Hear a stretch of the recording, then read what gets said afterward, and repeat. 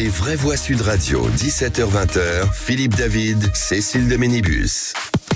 Bienvenue dans Les Vraies Voix, Philippe Bilger avec nous, comme tous les jours, mon cher Philippe. Êtes-vous content de ce choix de Françoise Degois et de Philippe David? Parce que vous avez vu, je vous ai mis Monsieur Fauvergue, je vous ai mis à part. De ce choix dans l'émission. Bien sûr. Mais Philippe David et Françoise. Ah oui, on est content. Mais j'en suis très content. Mais Jean-Michel, il est policier, donc on peut rien dire. Il est parfait, mais je l'adore. Parfois, il vient à Moscou. Vous avez une tendance quand même à faire des listes de la délation publique. Vous cherchez des assentiments, vous cherchez des critiques. C'est pas pifié de la résistance. Non, mais je pensais à ça. C'est français, monsieur, c'est français. La réplique. Et quand j'ai entendu Fauvergue, c'est à ça que je pensais. Pas pifié. C'est français, monsieur, c'est français. Extraordinaire. Je suis très content. C'est des films qu'on a envie de revoir en même temps. Qu'est-ce qu'on aime ce film. 0826 300 300. Vous êtes les bienvenus. Tout de suite, le grand débat du jour. Les vraies voix Sud Radio, le grand débat du jour. Notre slogan, pas de trêve olympique. Écoutez, moi je pense sincèrement que les JO c'est avant tout le fair play, et là aujourd'hui la CGT elle joue un peu de l'anti-jeu justement. Parce que d'une part il y a vraiment un problème de préparation de ces Jeux olympiques qui ne pourront pas se faire sans les travailleurs et travailleuses. Faire des menaces encore une fois sur les Jeux olympiques alors même que nous assumons et nous assurons un dialogue avec les organisations syndicales. Il y a une vraie organisation qui soit discutée avec les organisations syndicales et avec les personnels qui seront particulièrement mobilisés pour donc ces Jeux olympiques. Et les usagers ont été bloqués aujourd'hui à cause des services de la SNCF en Ile-de-France. Le trafic dans Paris et en banlieue sont fortement perturbés ce mardi en raison d'un appel à la grève des cheminots à la veille d'une journée de négociation sur les primes au titre de leur mobilisation lors des JO, Philippe. Alors parlons vrai, faut-il appliquer la prime JO à tous les salariés des entreprises publiques qui vont travailler pendant les JO et les JO paralympiques bien évidemment? Faut-il durcir une bonne fois pour toutes le droit de grève? Croyez-vous à un blocage général pendant les JO? Et à cette question, faut-il une trêve olympique dans les mouvements sociaux? Vous dites non à 66%, la majorité des 2/3.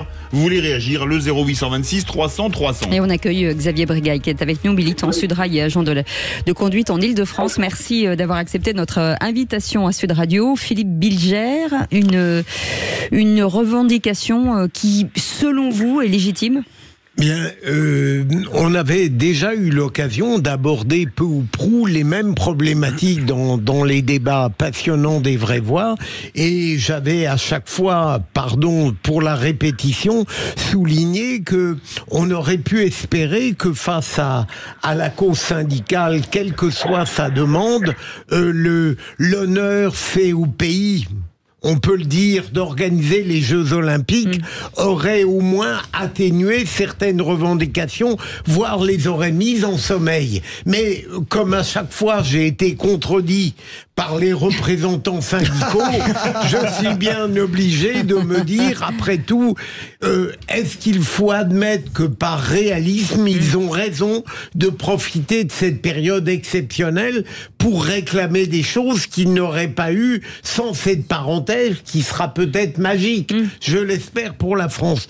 Je n'en sais rien, mais apparemment le syndicalisme et les Jeux, d'une certaine manière, ne vont pas faire bon ménage. En tout cas, pour le syndicalisme, ça va être formidable. Françoise Degois. Ils ont absolument raison, parce que là, autour de la table, on est bien gentils, mais si nous étions sur le terrain, si Jean-Michel était un simple policier qui va être obligé de sucrer ses vacances, il serait tout à fait content d'avoir des syndicats qui négocient des primes.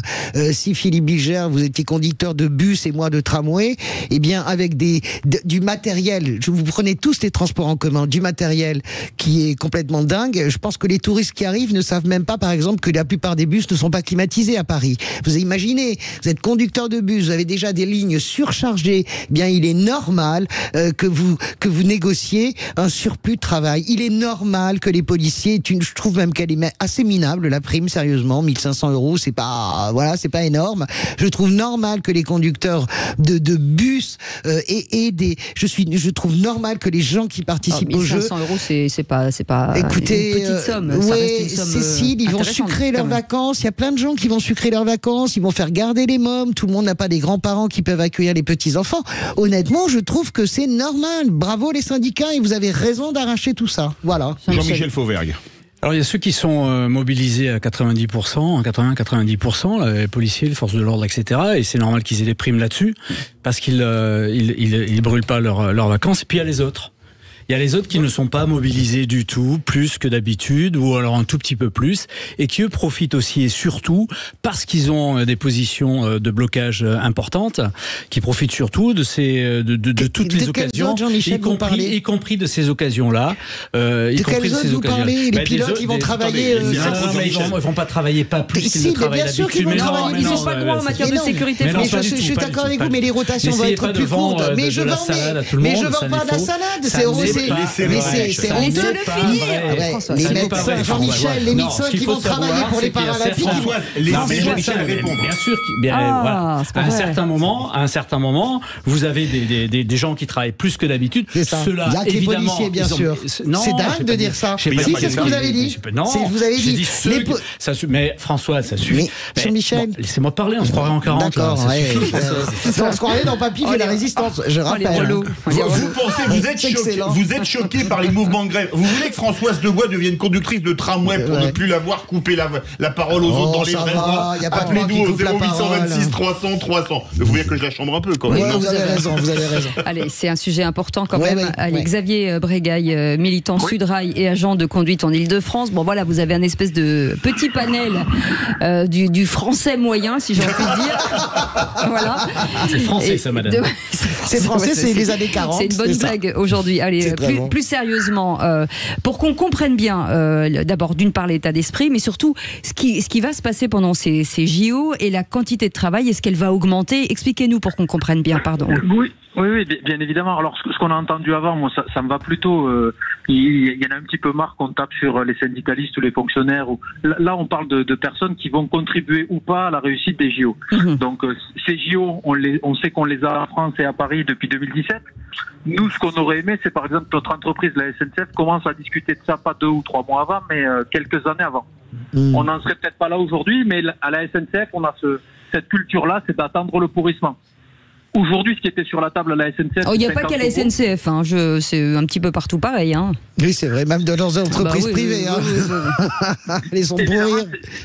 Mais il faut voir aussi ce qu'il y a de l'autre côté. Moi, je regarde avec mes collègues qui font... Moi, je suis conducteur de train, je regarde avec les conducteurs de bus ou de métro. Et eux, avec des discussions avec leur entreprise, ont obtenu des primes pouvant aller de 2500 à 2400 euros par mois sur les 2 mois ou le mois et demi de Jeux Olympiques. Mais pour qu'on comprenne bien l'effort, est-ce que vous faites un effort supplémentaire? Est-ce que vous allez travailler plus? C'est ça qui est intéressant. Si faire un effort, c'est pas partir en vacances avec ses enfants, oui, c'est un effort supplémentaire. Et ça, vous en avez beaucoup qui aujourd'hui sont contraints. On n'a pas encore de chiffres, on nous a pas imposé 5, 10, 15 jours de travail, mais on sait que ça va arriver. Ils savent que ça va arriver. Mais non, mais est-ce que vous êtes sûr que ça va arriver? Attendez. Est-ce que vous êtes sûr? Vous le savez, mais pour l'instant, vous ne l'avez pas. Donc vous prévoyez et vous faites vous prévoyez un moment de grève. Vous imaginez bien qu'aujourd'hui on n'est pas payé quand on fait grève, on s'en serait bien passé. Il faut arrêter de croire qu'on est payé les jours de grève ou qu'on se fait plaisir à faire grève. Non mais je n'ai pas dit ça. Nous, on aurait... Non mais je le dis juste, c'est pas qu'on met la pression avant, mais quand on est à 2 mois des Jeux Olympiques, à 2 mois des Jeux Olympiques pour un événement majeur, vous l'avez dit vous-même, vous avez dit que les policiers vont bénéficier d'une prime qui mérite de 1900 euros. Les agents de la fonction publique territoriale aussi, les agents de la RATP aussi, les agents de la PHP aussi. Pourquoi les conducteurs de train, ceux qui réparent les trains, ceux qui sont dans les postes d'aiguillage, qui partiront pas en vacances sur les périodes où tout le monde aime partir en vacances, bénéficieraient pas d'une contrepartie. Mais parce que les policiers, pardon de vous couper, les policiers vont travailler beaucoup plus que d'habitude. Mais eux aussi, ils sont réquisitionnés. Moi, c'est pour ça que je lui pose la question. Ils ne savent pas. Et puis autre chose. Je suis pas là pour mesurer la misère, mais non, bien sûr. Qu'on nous propose des choses décentes et on va discuter. On pense que demain, on va nous proposer peut-être des choses décentes, mais c'est malheureux d'en passer par une journée de grève massive comme aujourd'hui. Pour être écouté, on aimerait, sincèrement, de toute façon, à la SNCF, c'est triste. On signe un accord il y a quelques semaines sur la fin de carrière, on signe un accord avec toutes les organisations syndicales, ça va pas. Quand on fait grève, ça va pas. On se demande ce qu'il faut faire, en fait. Pas grève. Si vous avez la solution. Oui, faites pas grève. On ne fait pas grève. On a signé un accord sur la fin de carrière et Farandou s'est fait virer. Vous voyez le message. Donc Farandou, il se fait virer, bien sûr. Alors on a beaucoup d'appels au standard. Beaucoup d'appels au standard, oui. Philippe Bougez pas, Xavier Bregaille. En fait, si vous le permettez, au risque de vous paraître totalement naïf, est-ce qu'il aurait été inconcevable que face à une sorte de cérémonie nationale collective qui, en réalité, fait honneur à la France, les revendications syndicales se soient assoupies? Est-ce que vous n'avez pas l'impression que les syndicats, ils font partie de notre esprit collectif? Je veux dire, est-ce qu'il aurait été concevable qu'ils ne revendiquent pas à l'occasion de quelque chose qui aurait dû faire consensus? Dans un autre pays, oui, pas en France. Moi, je pense pas, malheureusement. Enfin, il n'y a pas de trêve de l'inflation. Il y a pas de. Et vous savez, enfin, faut se dire les choses. Les cheminots sont pas les privilégiés qu'on veut faire paraître. Les cheminots, il y en a plus de 2/3 qui sont des smicards. Donc eux, Jeux Olympiques ou pas, il faut qu'ils vivent l'été. Et s'ils travaillent, il faut qu'ils soient payés plus. Et s'ils travaillent plus, il faut qu'ils soient payés plus. On est une entreprise qui travaille en 7 jours sur 7, 365 jours par an. On va travailler pendant les JO, il n'y a pas de souci. Il faut juste qu'on soit rémunéré pour cette contrepartie. C'est tout. Il n'y a pas de levier malsain. Faut pas avoir. Enfin là, dites-moi depuis quand il n'y avait pas eu de grève en Île-de-France par exemple. Mais Xavier Bregaille, juste parce que pour être certain, de toute façon, dans l'absolu, JO ou pas JO, on vous demande de travailler plus, vous êtes payé plus naturellement ou pas du tout? Parce que là j'ai l'impression qu'on vous demande de travailler plus et que ces horaires ne vous seront pas payés. Elles seront payées, on est d'accord? Alors, elles seront payées au taux normal. Et pas plus, c'est quand on vous demande de prendre vos vacances au mois d'octobre. Moi, je n'appelle pas ça des vacances d'été. D'accord, ok. Non, ce sont deux sujets totalement différents. Mais les heures supplémentaires seront payées normalement. Et ce que vous voulez, c'est une prime parce que vous décalez en fait votre vie familiale. Comme tout le monde, comme les policiers d'ailleurs. Mais qu'on comprenne bien. C'est vrai, c'est une très bonne question. C'est une contrepartie de l'effort. Nous, on est prêt à faire des efforts et les cheminots en font. Enfin, si on peut prendre des trains toute l'année, tous les jours, la nuit, le jour, c'est que les cheminots font des efforts le week-end. Bon, Xavier Bregaille, le week-end, on n'est pas payé double. En octobre, les transports sont moins chers, puisqu'il n'y a pas d'enfants. C'est le côté positif. Ça appelle beaucoup au 0826 300 300, direction Dax. Bonsoir Michel. Michel ? Bonsoir Michel. Oui, bonsoir les vraies voix. Bonsoir Michel. On vous écoute Michel. On vous écoute Michel. Oui, moi c'est pour pousser un petit peu coup de gueule parce que j'en ai marre de cette grève par rapport aux Jeux Olympiques. Il y a trop de différence entre les cheminots et puis le reste de la France, et surtout les sociétés privées. Moi je suis tout seul. Je suis entrepreneur de travaux agricoles, je vis sans subvention. Et puis voilà, et si je veux moi augmenter mon salaire, il faut que j'aille me vendre sur le terrain et travailler davantage. Et puis après, ça n'engage que moi, mais bon, si les cheminots ne sont pas contents, ils changent de métier.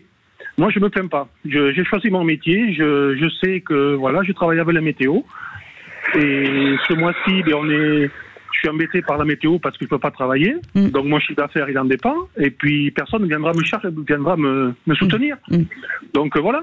C'est vrai que c'est deux salles, deux ambiances, Philippe Bilger. Là, on est vraiment sur deux. Oui, alors on n'est pas obligé d'accepter un tel contraste. Mais Michel ne va pas travailler pour les JO en même temps. Bien sûr, un tel contraste.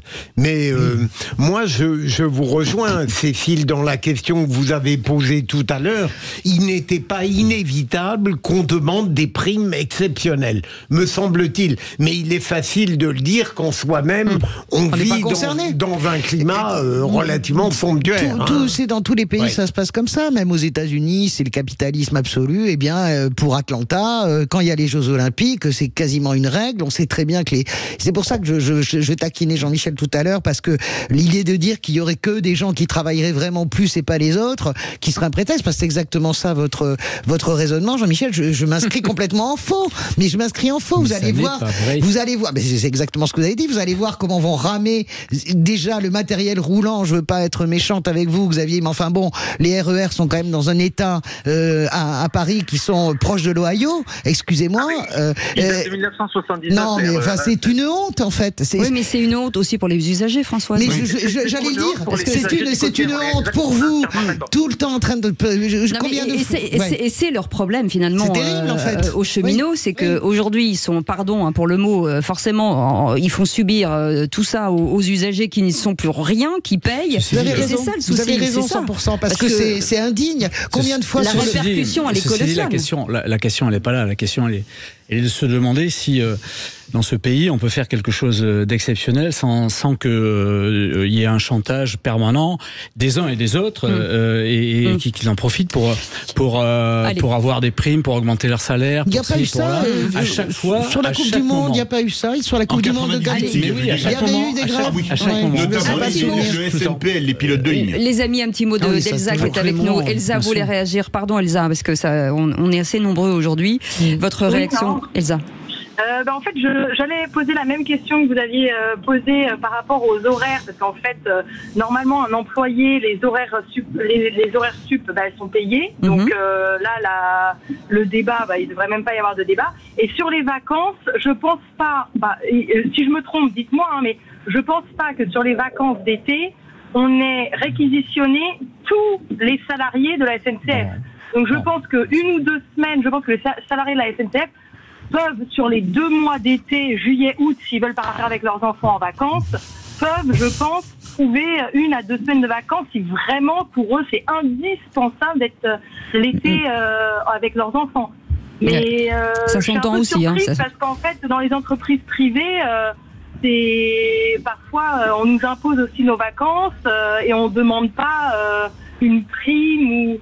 Le problème, c'est que de toute manière, c'est ça en France. Hein. De toute façon, il y a toujours 2 France sur ce sujet-là, Elsa. De toute façon, malheureusement, on n'a plus le temps. Merci beaucoup, Elsa. On veut dire merci à Xavier Bregaille. Xavier, vous êtes avec nous.